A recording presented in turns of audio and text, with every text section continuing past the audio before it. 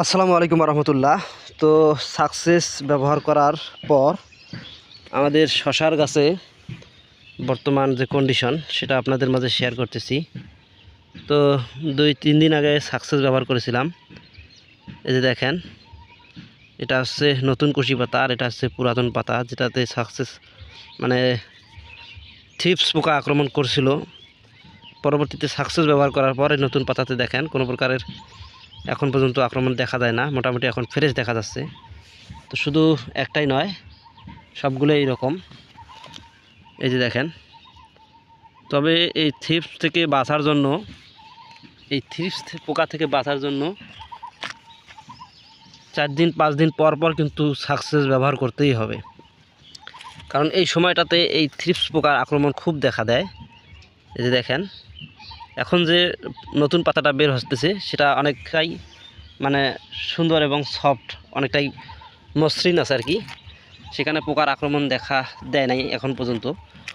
এই যে দেখেন, সবগুলোতেই এখন পর্যন্ত অনেক সুন্দর দেখা যাচ্ছে। আর পুরাতন পাতাটা যে দেখেন কুকুরে গিয়েছিল, এটাতে থ্রিপস পোকা ধরছিল, পরে স্প্রে করার পর আক্রমণ এখন মোটামুটি সুস্থ আছে।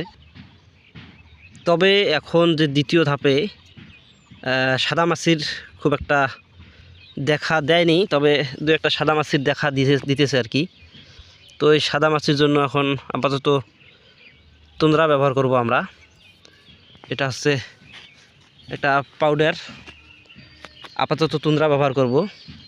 এই যে দেখেন, নতুন কুশি পাতা এখন পর্যন্ত অনেক সুন্দর আছে, মানে মসৃণ সতেজ। আর এই যে দেখেন, সাদামাছি দু একটা দেখা দিয়েছিল, এই যে উড়ে গিয়েছে আর কি।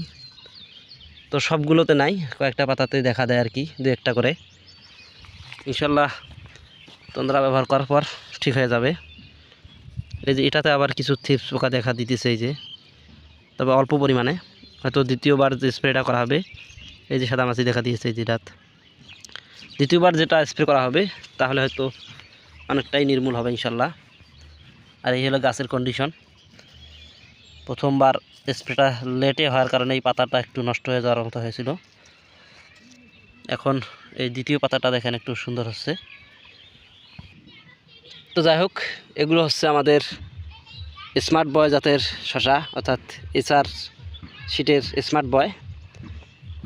দেখা যাক কি হয়। তো পাশাপাশি যে নবাব করল্লা দিয়েছিলাম, এই হচ্ছে সেই নবাব করল্লার গাছ। করল্লার গাছের গোড় মোটামুটি ভালোই দেখা যাচ্ছে। এখন দেখা যাচ্ছে শশার গাছের থেকে মনে হয় করল্লার গাছে এগিয়ে আসতেছে আর কি। এই যে দেখেন, এটা একটা করল্লার গাছ। তবে করল্লার জার্মিনেশন মোটামুটি মাশাল্লাহ অনেক ভালো পেয়েছি। তো সবাই দোয়া করবেন আমাদের জন্য। তো সবাই ভালো থাকবেন, সুস্থ থাকবেন। আল্লাহ হাফেজ।